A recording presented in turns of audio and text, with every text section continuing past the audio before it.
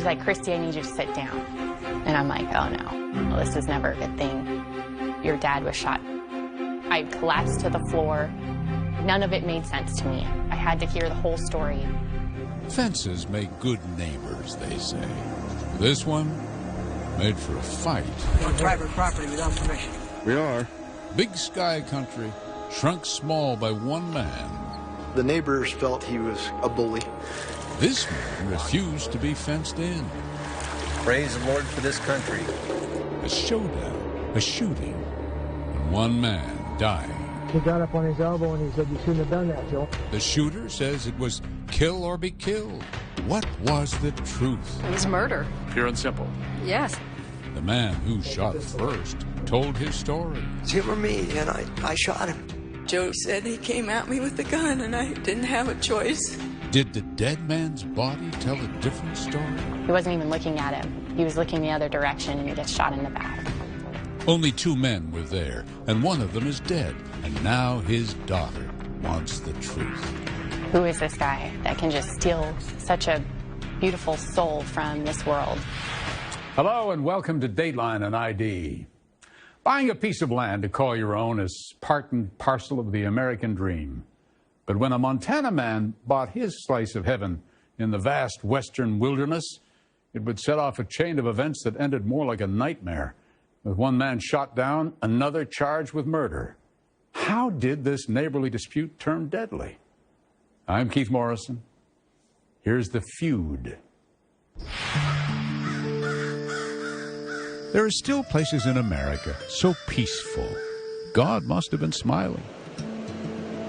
Like this place in Montana, the Bob Marshall Wilderness. More than 1 million natural acres just south of Glacier National Park. The humans here, merely a small, pale stain on the fringes of a paradise. Strange that a person up here would feel so tense.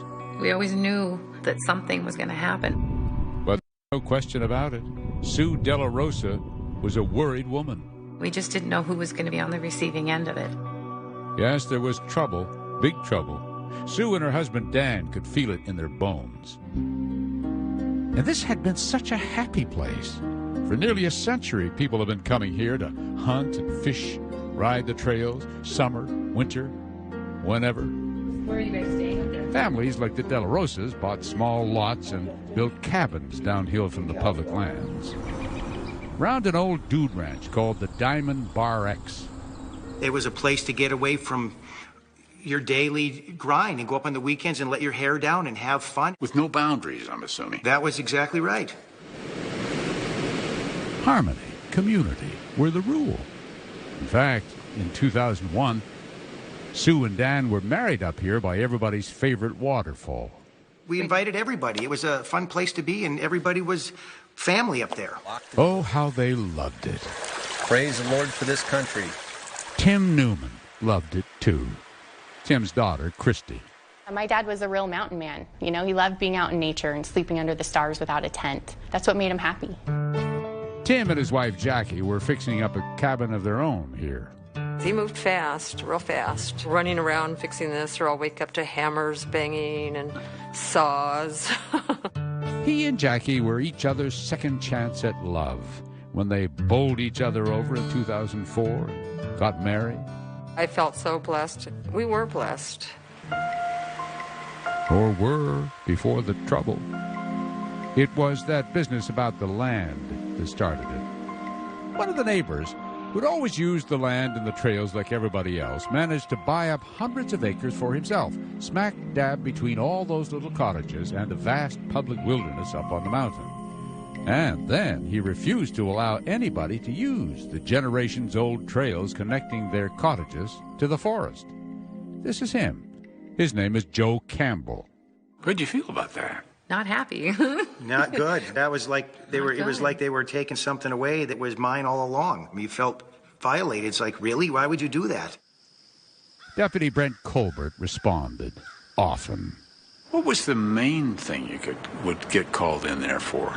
People trying to access the public land through private land, and the owners of the private land blocking the access. Any one particular name you began to hear about more than others? Yeah, Mr. Campbell. What was the neighbors' feeling about him? The neighbors felt he was a bully. Not only neighbors, mind you. On private property without permission. We are. This is 2008. Joe Campbell confronting a visiting hunting party. You're on our property. Your pin was... For about 3/4 of a mile.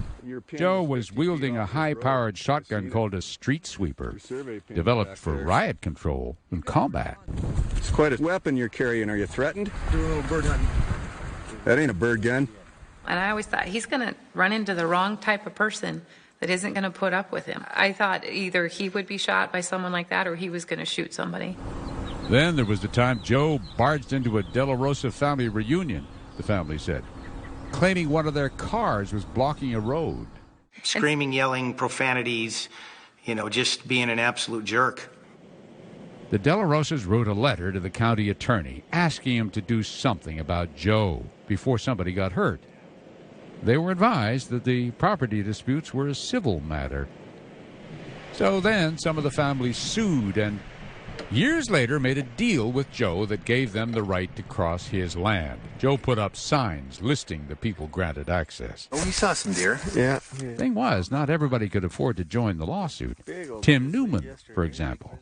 So it was really hard for him to kind of swallow that. He wasn't accepting of it at all. There's Dan up there leading the way. Anyway, he figured his God-given right to use those trails superseded any earthbound lawsuit. It's just a gate to annoy us. That's the way I think, because it's annoying.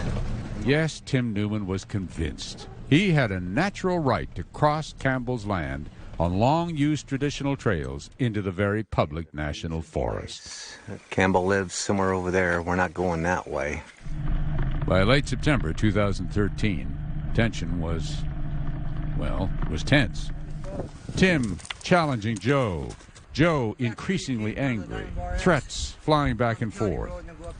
And then it was hunting season. And here, a brief calm. Tim and a hunting friend avoided Joe Campbell's land. Okay, here we are, cutting trails. Hunting season 2013. She's a-getting purty. Later that week, Tim left a voicemail for his daughter, Christy. And he was telling me about a bear he'd just gotten.